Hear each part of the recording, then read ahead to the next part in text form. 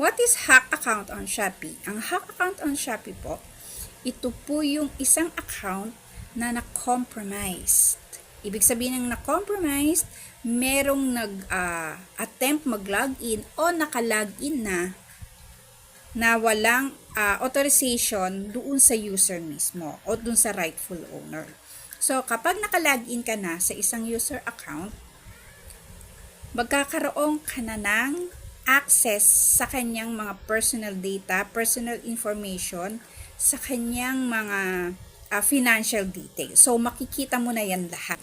So, ano-ano nga ba ang mga common sign kapag na-hack na ang Shopee account mo? So, number 1, unexplained orders. Siyempre, alam mo naman kung ano yung mga in-order mo at alam mo naman kung ano yung mga na-receive mo na. So, magtataka ka, bakit nagkakaroon ka ng orders? Hindi ka naman nag-play. Kita mo na lang sa history mo, may mga list ka ng orders. Kakabahan ka na yan, baka may nakapasok o merong nakalagin na hindi mo alam. Another common sign is changes account settings.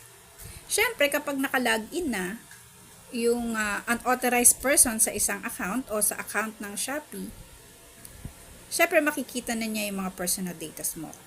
Meron na siyang pagkakataon para baguhin yan.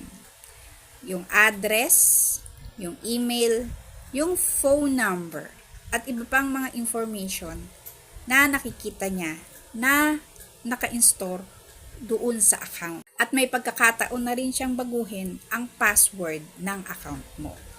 At kapag nabago na ang password ng account mo, you are already locked. Hindi ka na makakapasok sa account mo. So, lock ka na, wala ka ng access, at hindi mo na makikita yung loob ng sarili mong account. Another one is suspicious login attempts.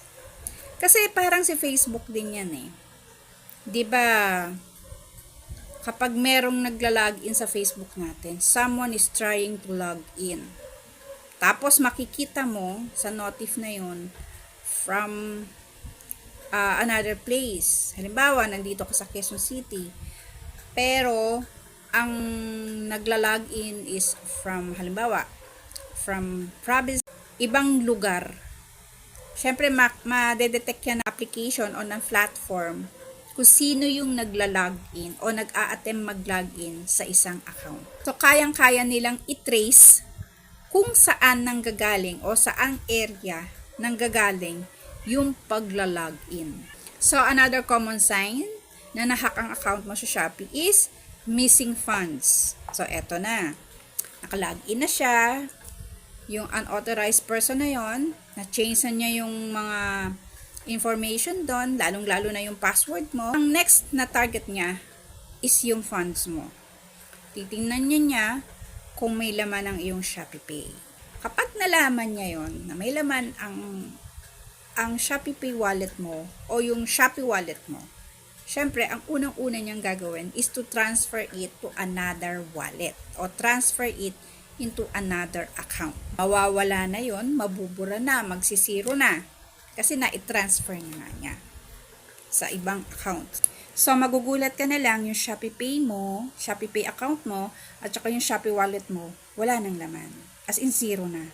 So, magtataka ka ngayon, bakit naging zero? May laman pa naman to. So, isa yan sa malakas na sign na merong nag-login sa iyong account. So, kapag naka-login na siya sa account mo, successful na ang pag-change niya lahat ng basic information doon sa account mo, kuha niya na rin yung funds mo, now, mag-change na siya ng password. So, naka-lock-in na yun. Hindi ka na pwedeng pumasok o wala ka ng access totally. So, paano ba natin maiiwasan ma-hack ang accounts natin sa Shopee o iba pang mga platform? Paano ba natin maiiwasan ma-hack ang ating accounts? Ayan o. Habang nabibideo ko, mayroong istorbo. May tumatalon.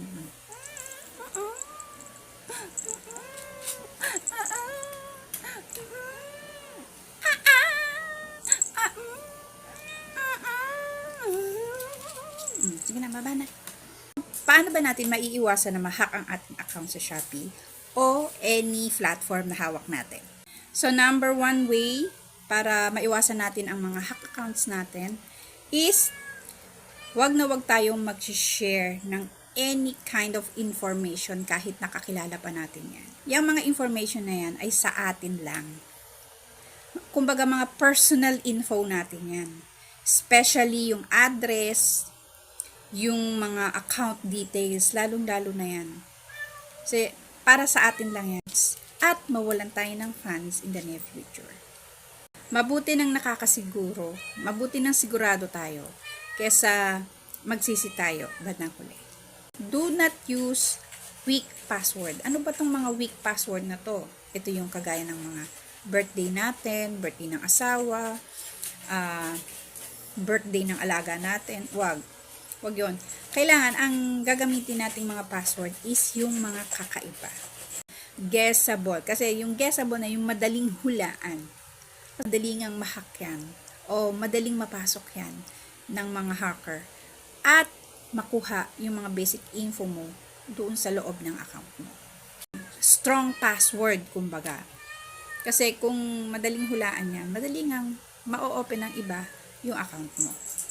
Emails na pinapadala sa atin o yung tinatawag nilang phishing email. Ito mga phishing email na to, ito yung mga fake website na ginagawa lang nila, na ini-email natin, na akala natin legit to. O kaya kahit legit man yan, wag na wag tayong magkiklik kasi hindi natin alam kapag nag-click tayo dyan sa mga link na yan, tapos hihingin nila yung pangalan mo, yung password mo. Yan yung unang step para ma-hack o mapasok nila yung account mo. Kilala man natin ang website, kilala man natin yung link o hindi. Basta wag na wag tayong mag-click ng kahit na anong link na makikita natin.